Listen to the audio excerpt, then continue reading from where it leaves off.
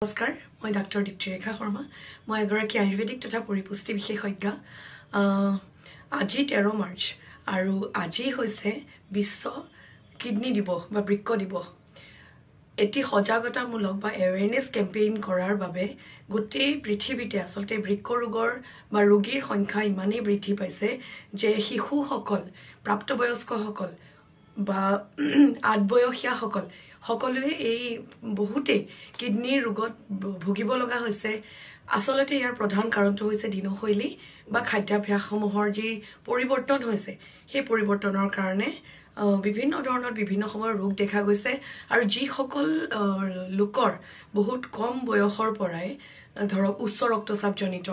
diabetes জনিত বিভিন্ন ৰোগত ভুগি আছে তেওঁলোকৰ কিন্তু বৃক্ক ৰোগ হোৱাৰ সমস্যা যথেষ্ট বেছি আৰু যি সকল ৰোগীৰ কেতিয়াবা যদি উচ্চ ৰক্তচাপ জনিত কিবা প্ৰবলেম হৈ আছে নাইবা ইউৰিক এসিড সংক্ৰান্তীয় কিবা প্ৰবলেম হৈ আছে তেওঁলোকে অকমান সাৱধান হোৱাটো ভাল কিডনী ৰিলেটেড যিখিনি খাদ্য আছে সেইখিনিৰ প্ৰতি বিশেষকৈ ধ্যান দিব লাগে আৰু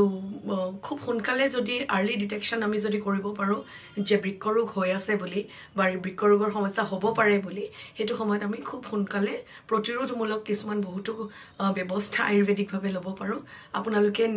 প্ৰাকৃতিক ভাৱে সুস্থ হৈ থকাটোৱে আমাৰ কাম্য ধন্যবাদ বিশ্ব বৃক্ক দিৱসৰ আৰু এবাৰ শুভেচ্ছা জনাইছো ধন্যবাদ